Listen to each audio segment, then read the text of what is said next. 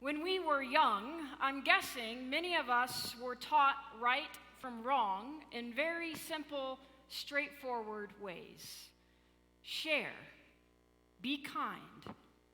Don't hit. Don't tease or make fun of others. Care for creation. Or, as I was taught, don't mess with Texas. Most people don't know the origin of that motto. It is about state pride, but not in the way you might think. It's about not throwing garbage out your car window on the highway. It was an anti-litter campaign that began in the late 80s. We're taught these simple, straightforward messages as kids, and then we grow up. And all of a sudden, these simple things that we know are quote-unquote right, they become really hard to do, don't they? We rationalize away their quote-unquote rightness with nuances and justifications. Like, share.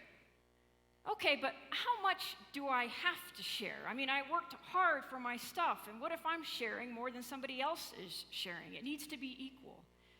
Or, don't hit. Okay, but what about self-defense, right? What if someone hits me first? Care for creation. Okay, I know we need to cut down on pollution, but I really need my car for work. The bus is inconvenient, the light rail doesn't run to all the hospitals and the rehabs I need to go to. I need my car. You see, all of a sudden these things that seem simple on paper, the right thing to do in principle, become a whole different ballgame in practice, don't they? And we frequently exempt ourselves from these simple rules because we convince ourselves that as adults, we now understand all these complexities of life, and nothing really is that simple. There are so many different ways to look at things. Like the economics of sharing is fine and good when you're talking about a toy in a playroom with friends. But when you're talking about our national resources and how we use them to help our own citizens or people around the world in need, well, that's a whole different ballgame. The rule to not hit is fine and good when you're talking about kids roughhousing on the playground, but what about when you're talking about national security and our protection?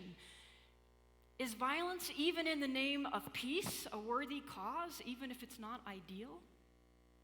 These are things we wrestle with, right? Individually, these things are complicated, and systemically, they're even more complicated. Especially when we all can't even agree on what the one right thing is to do in any given situation. I'm not sure we ever will agree, nor do we need to. And this is where today's parable gives me a lot of hope.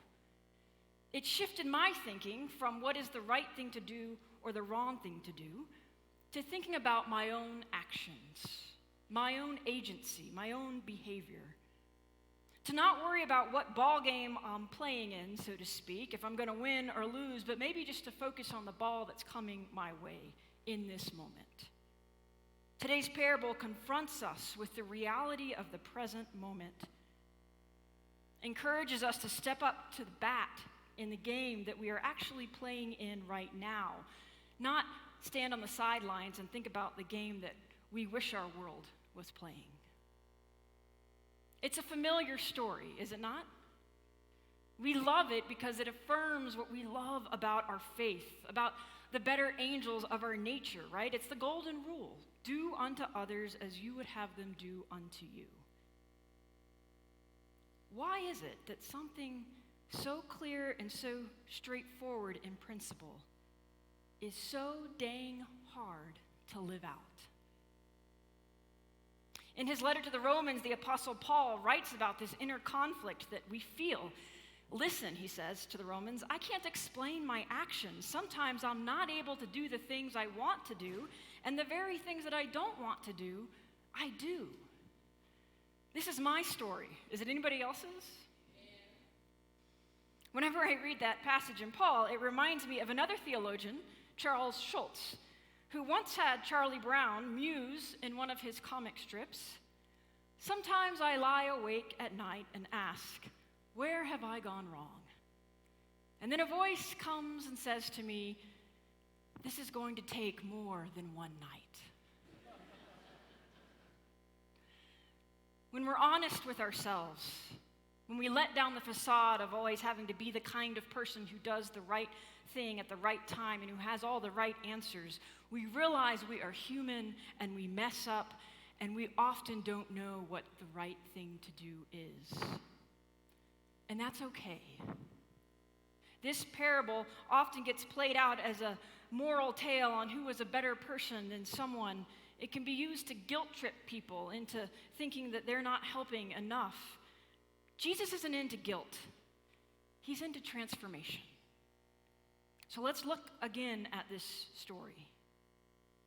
Now, it's easy for me as a pastor to imagine myself as the priest or the Levite, preoccupied with the duties I have just come from, thinking about the next meeting or the next hospital visit or the next worship service that's ahead, all that I have to do to prepare, all the people who are waiting on me and who expect me to be prepared. And I'm one person, right? I can't meet everybody's needs. I think we can all easily see ourselves as the priest or the Levite. We all have things to do, places to go, worthy causes to attend to. Jesus doesn't give a rationale or an explanation for why these two crossed to the other side and passed by. But through the years, we've created these reasons. Like, we've said, well, to touch a bleeding man, that would make the priest and the Levite unclean, and they wouldn't be able to perform their temple duties. That's fine, except that the text says they're going from Jerusalem to Jericho, implying that the temple duties are over and done with for the day. But maybe they're just busy helping so many people. Maybe they're just plumb tired and exhausted, and they've hit their limit for the day. Maybe their kid's first soccer game is starting in 20 minutes, and they don't want to miss it. Who would fault them for wanting to spend time with their family? There are so many good reasons for why they might have passed by that day. And through the years, we've come up with all of these reasons for why the priest and the Levite might have passed this hurt man by, because we don't want to think that it's possible that they actually just didn't care, right? We don't want to think that about humanity, that we could actually see someone in need and really not care. And so we tell ourselves that, well, they do care in theory. Just in that moment, they had other people to care for or other places to be.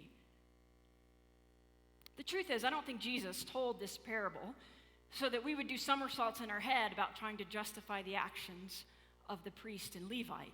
He doesn't even really spend a lot of time on them. He dwells on the actions of the Samaritan, the actions that he names one by one. He saw him. He was moved by him. He went to him. He bandaged his wounds. He poured the oil. He put him on an animal. He took him to the inn. He cared for him. He paid for his future care. Jesus dwells on all of these individual actions of the Samaritan, who, by the way, might have had very important things to do that day too. I'm not sure why we always come up with these justifications for the priest and the Levite. It's really unfair to this Samaritan, right? He had things to do. He had a family. He had places to go. Wherever he was headed on that day was just as time-sensitive and important as the priest and the Levite. We don't know his profession. What we do know about him is that Jesus tells us he's a Samaritan. And you see, as Jesus is telling the lawyer this story, the lawyer, who, by the way, was a very learned religious professional of the day, the law was the Torah, so he was on par with Jesus as a rabbi. They could really talk scripture on an equal level. As Jesus is telling the lawyer this story, he knows that by using the word Samaritan, the lawyer's ears are going to perk up. Because while a priest was about as high as you could go in society, and a Levite just underneath that, a Samaritan was about as low in society as you could get. Just a bit of Jewish history. By the time Jesus and this lawyer are having this exchange, Jews and Samaritans have really been hating each other for over 1,000 years. When King Solomon died, the monarchy broke into two factions. The 10 tribes of the north rebelled. They founded a capital in the city of Samaria, and the 2 southern tribes made their capital in Jerusalem. And there was this long-held ethnic hostility and political and religious rivalry between Jews and Samaritans. Think of it as a big family feud that caused a rift years and years ago that is still creating earthquakes today. So when Jesus uses the word Samaritan, the lawyer immediately knows, oh, I know this guy. I know his story. I know where he comes from, what he's about. And yet, the Samaritan in this story is the one who stops and helps. He's the good guy, we like to say. We have come to call him the Good Samaritan. Now, Jesus doesn't call him good. Jesus never uses that word, just as he never says that the priest and the Levite are bad. Those are our descriptions. Jesus simply asks the question, which of these 3 do you think was a neighbor to the man who fell into the hands of the robber? Who acted as a neighbor to this man in need? You see, Jesus switches us out of the framework of judging some people as good and some people as bad, some people as neighbors and some people as not neighbors, and simply asks us to look at our own behavior. Are we acting as a neighbor would? Now remember the lawyer's question. It was different. The lawyer asked, who is my neighbor? He wants a specific answer. I love the way Frederick Buechner kind of muses on the answer that the lawyer was looking for. He says he was probably looking for something like this. Very well, then, you want to know who your neighbor is? Henceforth, a neighbor shall be defined as meaning a person of Jewish descent whose legal residence is within a radius of no more than 3 separate miles from one's own legal radius, unless there is another person of Jewish descent living closer to the party of the first part than one is oneself, in which case the party of the second part is to be construed as the neighbor to the party of the first part, and one is then oneself relieved of all responsibility of any kind to the matters hereunto appertaining to the first part. I am not a lawyer. That answer makes no sense to me. We laugh at it, but the truth is, it would have been easier if Jesus had given us a specific answer. It would have been easier, we would have liked it better, I think, if Jesus had said, okay, you want to know who your neighbor is? These people. Canadians are your neighbors, Mexicans are your neighbors, Italians are your neighbors, the English are your neighbors, everyone else, they'll take care of themselves. You focus on these 4 groups of people, right? Then we would know when we see someone how to categorize them and whether we needed to help or not. But Jesus gives us a much harder situation to deal with. He gives a more timeless response, one that doesn't let any of us off the hook, whether we live in Jerusalem or Jericho in the 1st century or halfway around the world in Denver, Colorado in 2019. You see, I think that we all want to think like the lawyer. We want to be able to scan society around us and to figure out who counts as our neighbor, because there's just too many people to help. We've got to narrow it down, right? But in this story, Jesus is saying that figuring that out is way less important than making sure that you yourself act as a neighbor to whoever you meet. Who those other folks out in society are, how they treat you, what they look like, whether or not they seem like folks who you have some stuff in common with, whether or not you think they deserve your help or not, that is not nearly as important as making sure, as whoever they are, you are being their neighbor. The lawyer asks, who is my neighbor? And Jesus says, that's not the real question. The question is, are you being a neighbor? You know, we're taught to know and to try to figure out what the right or wrong thing to do is. And categorizing people helps us do this. We like labels because then we know how to act. We like rules because if we follow rule A, that leads us to rule B, and then outcome C will happen. More often than not, though, when we try to categorize people or use labels or define people by one characteristic or one aspect of their being, it ends up not helping us understand them more deeply.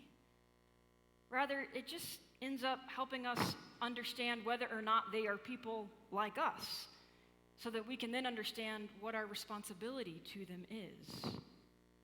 In other words, we decide whether or not they are our neighbor or our enemy, our friend or our foe, our ally or our adversary, so that then we can decide how we're supposed to treat them. Jesus flips this. He wants us to decide how to treat them first, before we ever know who they are or how to categorize or label them. And how he wants us to treat them is clear, with radical hospitality and compassion. When Jesus says to the lawyer, "Go and do likewise," he's saying to me, and maybe to all of us, stop trying to decide who is and isn't your neighbor.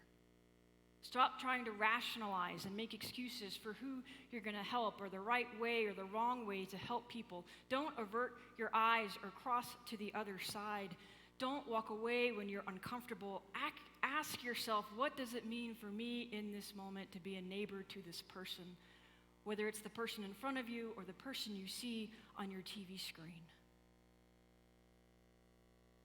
And maybe he's asking us to think about this. To set aside everything else that we think we know about someone, how they may or may not have ended up in their situation they were in, if this was their fault or the fault of some system, if they brought this on themselves, or if it happened to them because of misfortune, to set all of that aside because we really never know, and to imagine if this was me dying on the side of the road in a ditch, hungry, hurt, in need of food and shelter, needing a place to recover, how would I want to be treated? Would I be laying there hoping and praying that somebody would see me and act like a neighbor to me? We all would. I don't think we'd care whether or not people thought we were their neighbor or not. They would just want us to act like a neighbor. Sometimes we make things more difficult. I think Jesus knew this. This is actually one of the clearest parables, I think, that he tells. A lot of Jesus' parables leave us scratching our heads. I think this one has a pretty simple, straightforward message. And I think a lot of times we worry in situations about our actions because we wonder what precedent it will set. If I do this for this person, or if we do act in this way in this one piece of legislation, or whatever it is, what are the implications for the future? Sometimes maybe we need to think not so much about the future and about the here and now, the person at hand in front of us in this moment. It's amazing how quickly something can go from being the right thing to do to being not necessarily the right thing to do in this situation at this time because of A, B, and C, and D. Jesus is saying to us today, I think, stop justifying and explaining, stop arguing about the right or wrong way to help, and see this man. He is hurting. He is human. He is me. He is you. He needs a neighbor. As Jewish philosopher Martin Buber says, God does not need to be believed in or to be debated and defended. God simply needs to be realized through us. Jesus shows us in this parable what it means to be a neighbor, what it means to have the heart of our faith being to love God and to love our neighbor. when he asks the lawyer the question, who acted as a neighbor? What's the answer? The one who showed mercy, he said. The lawyer got the answer right. Then Jesus says, go and do likewise. I'm guessing most of us here can get the answer right. Will we go and do likewise? Amen.